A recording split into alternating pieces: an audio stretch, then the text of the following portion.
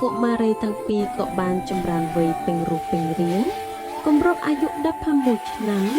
មាតាបិតាក៏បានផ្សំផ្គុំជាស្វាមីភរិយានឹងគ្នាពេលនោះឪពុកម្ដាយខាងតកូលអ្នកកុមារបានប្រាប់កូនថាកូនហើយកូនប្រុសឪពុកម្ដាយបានសន្យាជាមួយនឹងសម្លាញ់របស់ឪពុកម្ដាយថា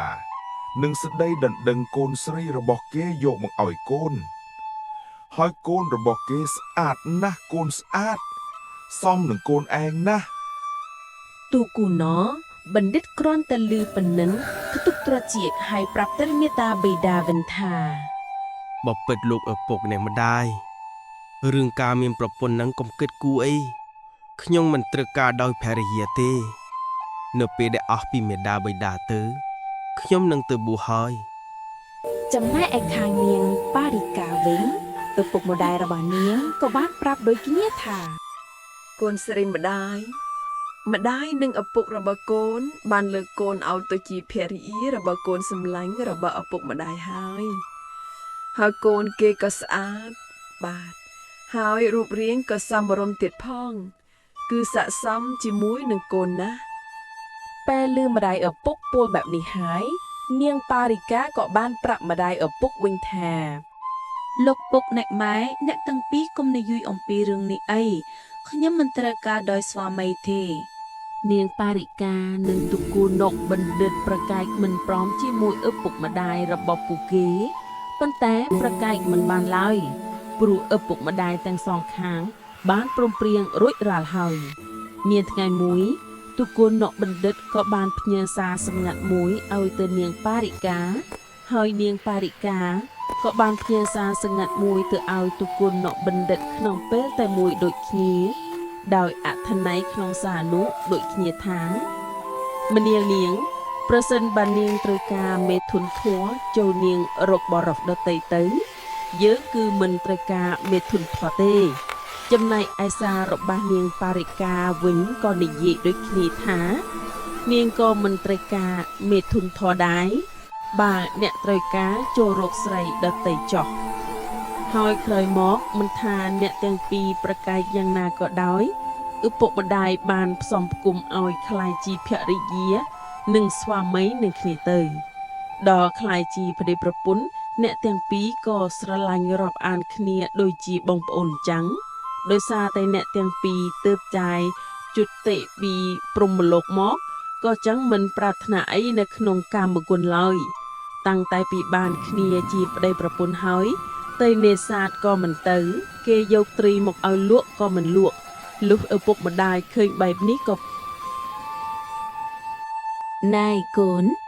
បើកូនឯងទាំងពីរមិនត្រូវការសម្លាប់សត្វចឹងតើនឹងរស់នៅក្នុងគ្រួសារអ្នកនាងសត្វយ៉ាងម៉េចនឹងកើតបើសិនជាឪពុកម្ដាយអនុញ្ញាតខ្ញុំនឹងទៅបួសពេលនោះឪពុកម្ដាយក៏យល់ព្រមធ្វើបើកូនសុំទៅហើយ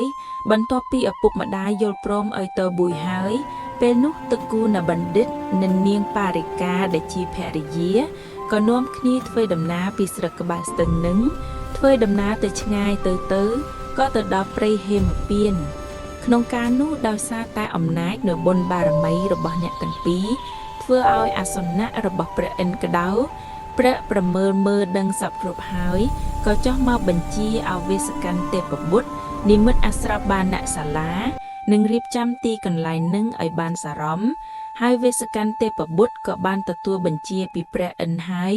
ក៏បានចុះមកនិមិត្តនៅបានសាលានិមិត្តនៅគ្រឿងបរិក្ខាររបស់អ្នកបួសនិងសពគ្រប់ហើយក៏បាននិមិត្តជាផ្លូវនិមិត្តកន្លែងផ្សេងឲ្យបានសរម្យសម្រាប់តាសពទាំងពីរអ្នកនឹងនៅក្បែរអាស្រមនឹងហើយក៏បានដេញពពួកសត្វនិងបក្សីដែលមានសម្លេងមិនជាទីពេញចិត្តឲ្យរត់ឆ្ងាយអស់ទៅទុកតែសត្វដែលសម្លេងល្អដែលជាសត្វដែលស្លូតនៅក្បែរអាស្រមនឹងកាលនោះនៅពេលដែលតកូណបណ្ឌិតនិងនាងបារិកាបានទៅដល់ហើយឃើញបាណសាលាក៏ចូលទៅក៏ដឹងថាបាណសាលានិងគ្រឿងបរិក្ខារផ្សេងនេះគឺព្រះឥន្ទប្រទានឲ្យហើយអញ្ចឹងក៏ចូលទៅក្នុងអាស្រមបដូរផ្លាស់នៅសម្ពុតស្លាដកដែលខ្លួនបាំងគ្រុតដណ្ដប់មកនឹងហើយទ្រទ្រង់នៅសម្ពុតដែលជាសម្លៀកបំពាក់របស់អ្នកបួសវិញហើយស្លៀកដណ្ដប់គ្របទៅដោយស្បែកខ្លា ចងនៅចិន្តា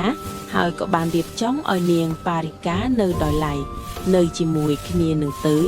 ហើយតុកូណបណ្ឌិតនិងនាងបារិកាក៏បានទៅជាតាបោះសនីទាំងពីរអ្នកទៅការរស់នៅចម្រើនទៅដោយភាវនាដែលធ្វើឲ្យសត្វនៅទីនោះមានមេត្តាចិត្តដល់គ្នានឹងគ្នានាងបារិកាក្រោយពីព្រឹកបោសសម្អាតនៅបណ្ណសាលារៀបចំអាហារផ្លែឈើផ្សេងចំពោះតុកូណបណ្ឌិតដែលជាតាបោះហើយខ្លួនឯងក៏ត្រឡប់ទៅបេះផ្លែឈើហើយត្រឡប់ពីបេះផ្លែឈើក៏បរិភោគអាហារផ្លែឈើហើយពេលរុស្ស៊ីក៏ចូលទៅអាស្រមរៀងខ្លួនចម្រើនទៅដល់មេត្តាភាវនារស់នៅទីនោះយ៉ាងមានក្តីសុខអស់កៅដ៏យូរ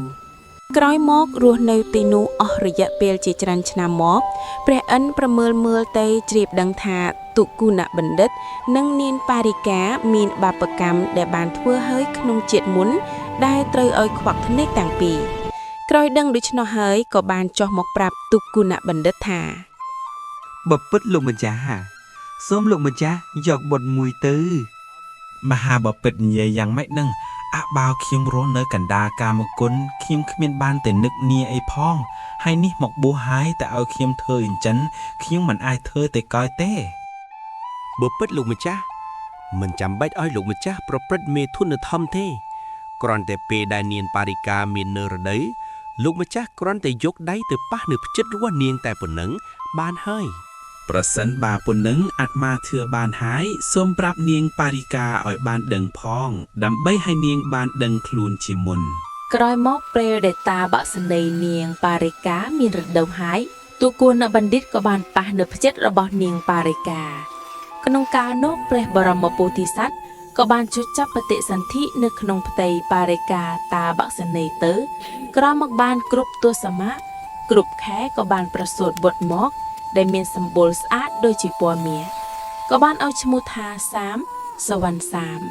មានន័យថាដែលមានពណ៌សម្បុរដូចជាពណ៌មាសមុនពេលដែលនាងបារិកាចេញទៅក្នុងព្រៃស្វែងរកមើមផលមុជទឹកឲ្យសាមហើយដាក់ទុកនៅក្នុងអាស្រមបាណសាលាហើយក៏ចេញទៅក្នុងព្រៃបាតក្នុងកាលនោះមាពួកកេណនៅក្នុងព្រៃនឹងក៏ចេញមកប្រលេងលេងជាមួយសវណ្ណសាម3ហើយយកលំអងកេសរផ្កាមករោយនៅលើសសវណ្ណសាមហើយក៏រងផ្កាឲ្យសវណ្ណសាមពាក់ហើយទៅយកពណ៌ផ្កាក្រហមយកមកចុចនៅលើថ្ងារបស់សវណ្ណសាមមើលទៅទាំងភ្នែកទាំងចិញ្ចើមមើលទៅគឺស្អាតណាស់ឲ្យតែពេលរសៀលឡើងពួកគេណតែងតែមកបំបៅនឹងនាំសវណ្ណសាមដើរលេងពេញតែភ្នំរហូតដល់ពេលល្ងាចទើបនាំមកទុកវិញរហូតដល់សវណ្ណសាមចែករត់ចែដើរសវណ្ណសាមដើរលេងតែជាមួយពពួកសត្វតែងតែដើរតាមសវណ្ណសាមជានិច្ចហើយពួកគេណតែងតែនាំសាមទៅលេងទាំងនឹងនិងបេះផ្លែឈើរស់នៅយ៉ាងមានសេចក្តីសុខរហូតដល់ព្រះបរមពុទ្ធិសត្វអាយុ16ឆ្នាំបានសាមពិចារណាថា យើងគួរធ្វើអ្វីមួយយ៉ាងបើថ្ងៃក្រោយមានអន្តរាយយ៉ាងណាយើងកុំបីបានដឹងមុន សាមក៏ចាប់ផ្ដើមសង្កេតមើលពេលមេដាបិតាចិនទៅក្នុងព្រៃទៅដល់ណាបេះអីរកអីទៅដងទឹកនៅកន្លែងណាដើរមើលគ្រប់សពពេលមួយសាមនៅក្នុងអាស្រមនៅពេលរសៀលមេដាបិតាទុគូណបណ្ឌិតនិងនាងបារិកាបានចេញទៅក្នុងព្រៃទៅរកផ្លែឈើមើមឈើផល្លាផលនៅក្នុងព្រៃពេលធ្វើដំណើរទៅក៏មានមេឃភ្លៀងខ្លាំងហើយអ្នកទាំងពីរមិនមានកន្លែងជ្រលភ្លៀងក៏ទៅជ្រលនៅក្បែរគល់ឈើមួយនៅលើដំបូក